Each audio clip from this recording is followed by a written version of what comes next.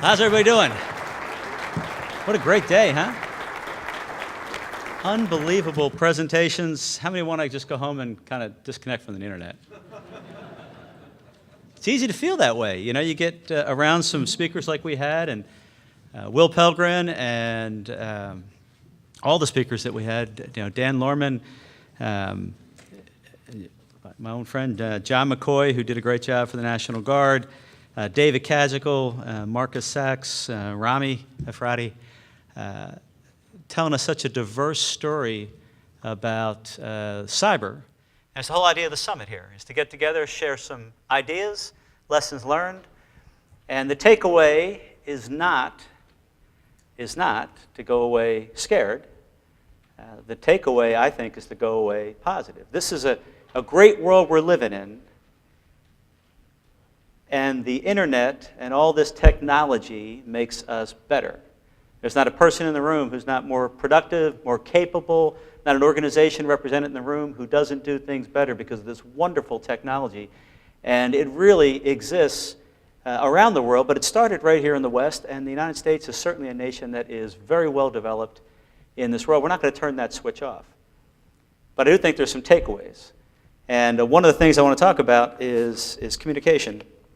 I want to explain for a second. I was very pleased, as I'm sure you were, that the governor took time out of his schedule to come and talk about this event with us. And he mentioned that he had nominated me as the cyber advisor. And I want to put that in context. He didn't do that because I'm the smartest guy in the room, because I'm not. The smartest guy in the room are sitting in the front row right here. David Kajical, John McCoy, the other members on the team, Bill's in the back, Bill Nash. They're the smartest guys in the room. He did it because he wanted to make a point for Wisconsin that in the world we're living in, when it comes to emergency management and preparedness, we would be foolish, he believes, to separate the physical from the cyber, because the world we're living in, the effects are going to be physical or cyber, or more than likely both.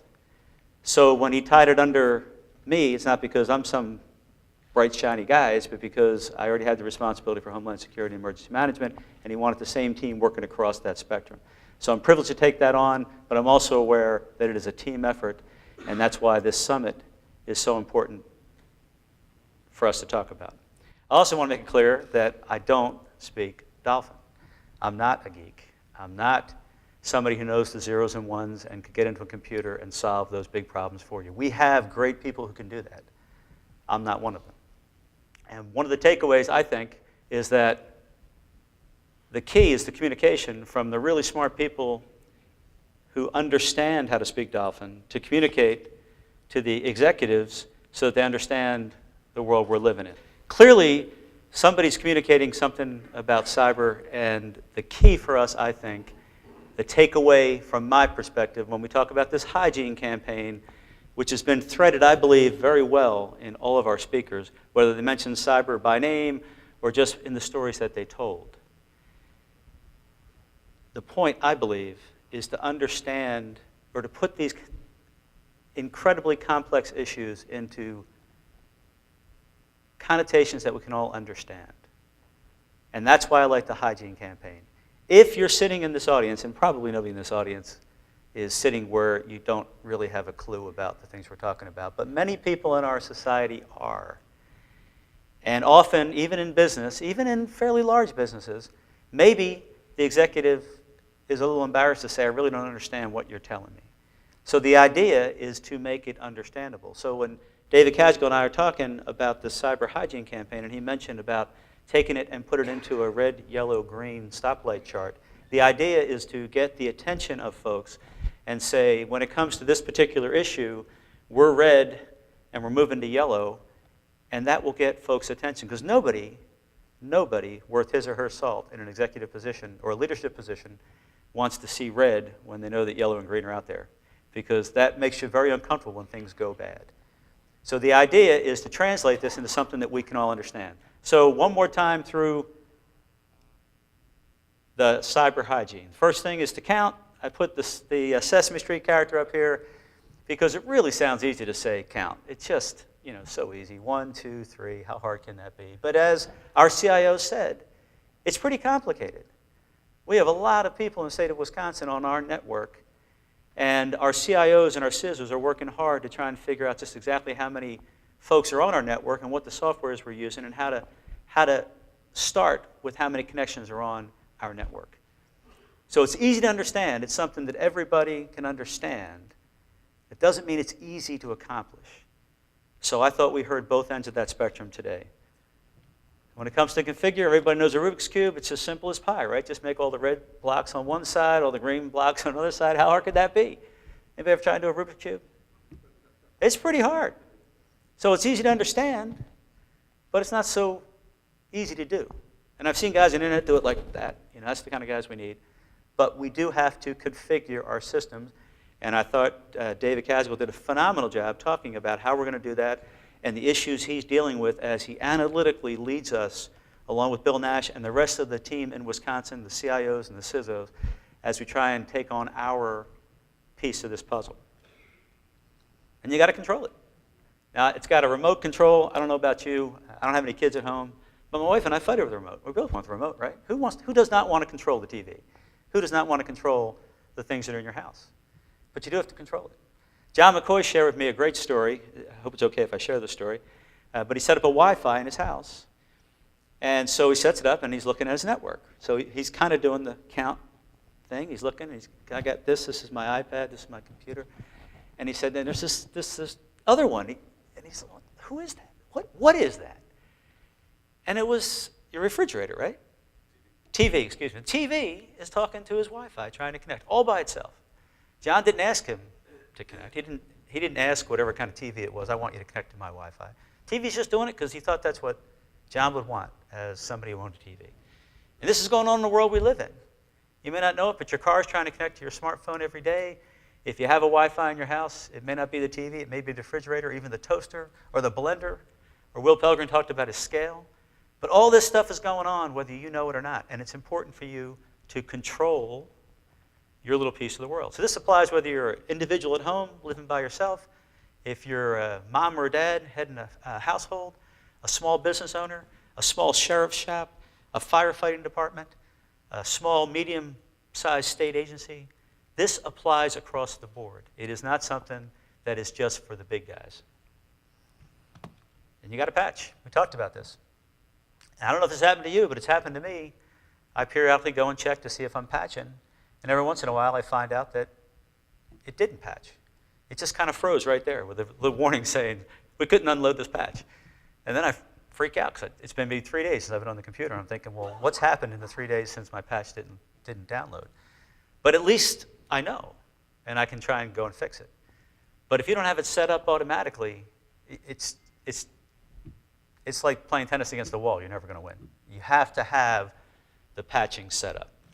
And the last piece here, the repeat, and I think this picture is so good. This is the assembly line back in the old days, and we all talk about the golden days when everybody had these manufacturing jobs, and everybody was well paid, and kind of a golden era in America. And sometimes we pine for those jobs back.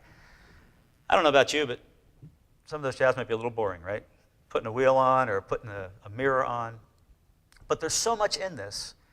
Because for quality control, if you don't repeat these good processes, it doesn't matter how good they are, if you don't repeat them, you're going to fail. It's just a question of time.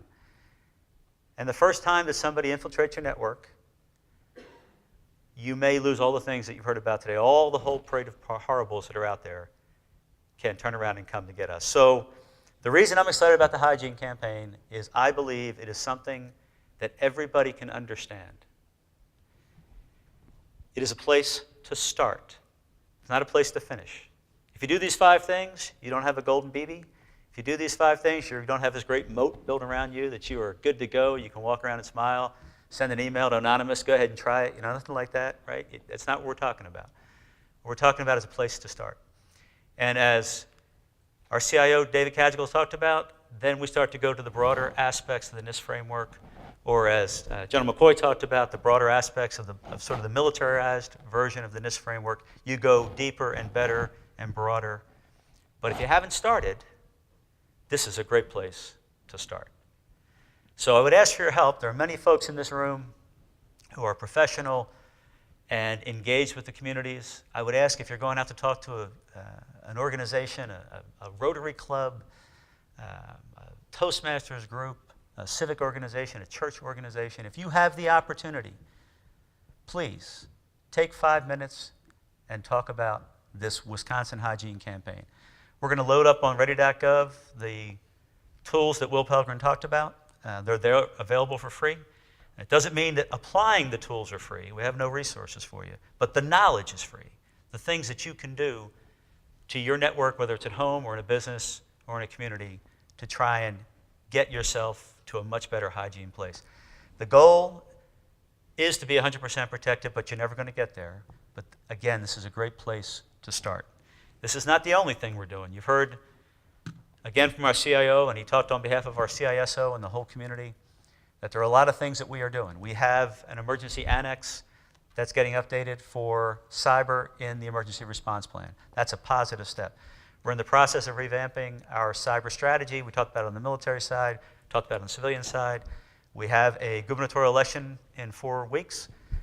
It doesn't matter who wins in the sense that whoever the governor is, they're going to want a good strategy. So we update our Homeland Security strategy every 4 years, just like they do in the Department of Homeland Security or the Department of Defense. So we'll start that in January. Cyber will be a big part of that.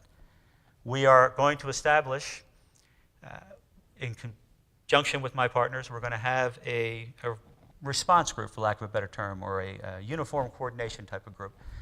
We're still working on the size and the scale, but the idea is when something goes wrong in the cyber world, and we have knowledge of it, working with either the FBI or DHS or working with the local community, we'll have a group of people we can get on the phone who represent some of these key agencies we talked about, share the information, and then get it back out as best we can to the broader community. And we will also be working on having things on ready.gov that will perhaps be of value to the citizens, as Rami was talking about, to give information for citizens to use. Things like, if you're in school, these are things you can consider. For your home, these are things you can consider. All that nest very well into this cyber hygiene campaign. Again, I think a great place to start. So, where does that leave us? I would say, and I hope you would agree, that today has been a phenomenal exchange of information. I took a whole boatload of notes. I learned from each one of the speakers. Clearly, a lot of experience came and shared knowledge from us, from Will Pelgrim all the way through. We heard about this great organization in Israel and what the country's doing on a leading edge in a world where they are attacked as often or perhaps more than we are in the United States. And we can all learn from that as we go forward. Takeaways from my perspective, and I would offer for your consideration, again, it's a place to start. It's a team effort. I would say that we have a great team in Wisconsin. You heard Special Agent in Charge Bob Shields talk about that. Connected with him right away. We've got 2 great fusion centers. We've got a wonderful Wisconsin Emergency Management team, an engaged Homeland Security Council, all trying to collaborate for the common good. But the solutions don't lie with these government organizations. The solutions lie with, I believe, the people and the private sector and our ability to connect with them. So let's walk out of here in our own lanes and try and find an opportunity to tell the story about cyber hygiene. I implore you to do that. The tools will be there. It doesn't take long. You can do it in 5 minutes. You can use slides like mine or slides that you can make. It's easy to talk through those 5 things. But it will resonate with the folks that you're talking with. And it's a great way. If we can get the citizens in Wisconsin to take these 5 steps, if we can get the businesses in Wisconsin to take these 5 steps, we will increase dramatically our cyber posture as a state. And that will certainly make it harder for the things that are happening in the world we live in and give us more resources to apply to the more sophisticated things. And overall, that would be a great thing for the state of Wisconsin. So I want to thank you all for coming. I want to thank you all for your partnership. I want to congratulate General McCoy. Did a great job leading us through this. Thank you very much. My team from the Department of Military Affairs, who They're in the back, Mike Hinman and Katie Reinfeld, who just tirelessly put this together and made it easy for us to show up and get great information and get a good lunch. And